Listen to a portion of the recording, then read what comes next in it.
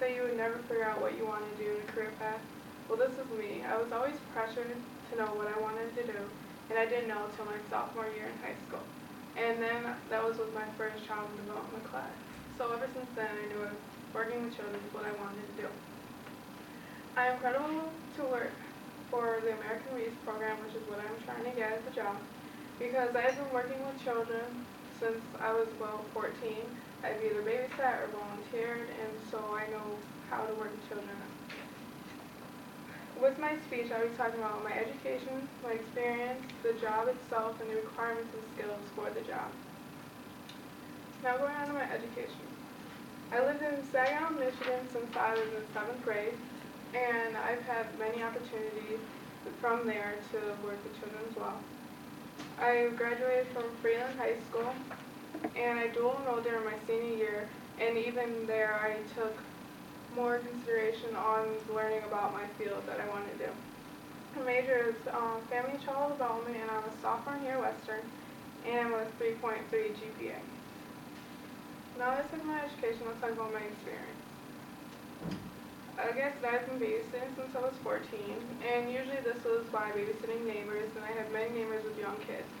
And I babysat children for the 2 months to 12 years, and so I've kind of got a variety of different age groups and how to take care of them individually. I also volunteered at Old Town Christian Outreach Center, and I did this for 2 years, and I would volunteer in the preschool room, and so there I would be along with probably 2 or 3 other people, and we'd be helping out the teacher, and since it was a church, we'd be doing Bible lessons, and since there were 3, 4, and 5-year-olds, still having like playtime or even nap time. And the next experience is I also acted as a daycare provider during my senior year of high school for teachers who had meetings and things like that. And it would be Monday and Wednesday, so about twice a week, and we would take care of children from ages 4 to 12, and there would be a couple of us, just like the outreach center, with about 10 to 15 kids at max. Now that I'm talking about my experience, I'm going to talk about what the program is. This is the American Reads program, and with it's by work study here at Western, and according to a summary statement given to me by Brenda Case Paris, she works at Bronco Jobs. This program is part of President Clinton's Call to American Education, which is to have all elementary students reading at grade level by the 3rd grade. And so the point of this job would be tutoring children in reading specifically. The essential functions that you have to consider before and during the tutoring is attend training and problem resolution meetings, because you're going to come up with problems with any child or even their parents that you have to know how to solve. Record projects and activities and achievements. So as you're recording this also, you give this to the teacher, or it's also for the students for their progress as well. And you act as a mentor, because anytime you're working with children, they will look up to you and you'll be seen as their mentor. With the Reading Across the Nation chart book, it was in 2007, in Michigan they said that 31% of students are at their reading level by grade 4, which is not even halfway. So with programs like the American Reads programs, this is where we want to step up and hopefully get that past at least 50%.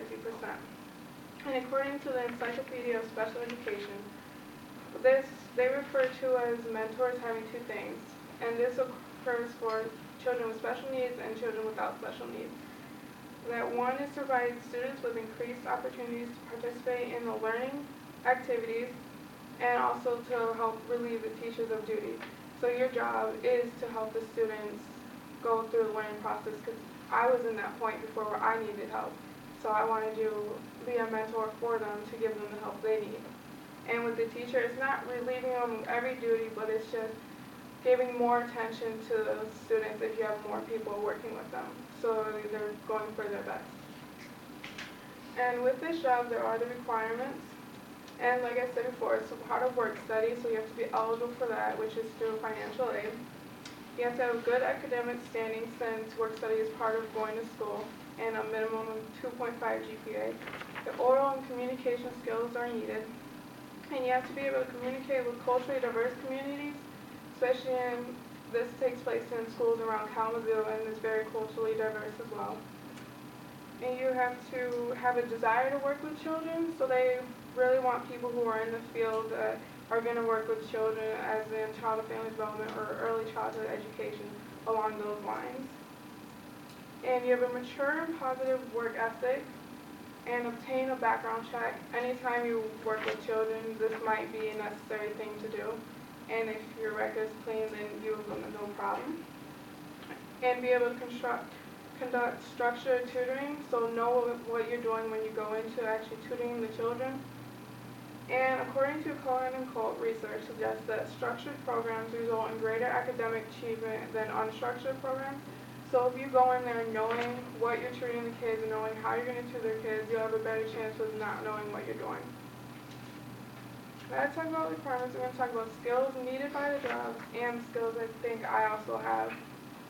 First is communication. Anytime, like working with kids, you have to deal with not only the teachers, but their parents as well. So you have to be able to communicate with teachers, parents, and even the children. You have to have patience. For instance, with this reading program, not every child works at the same pace. So you have to have patience with the children. You have to be open to learning, so you might learn new things and might take it on further in a career as well. You have to be personable with your appearance and how you present yourself.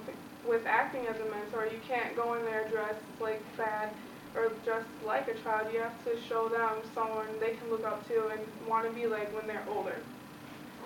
You have to be respectable, which also goes along with your appearance, and you have to have listening skills. With children, you need to listen to their needs and what you can do to help better them.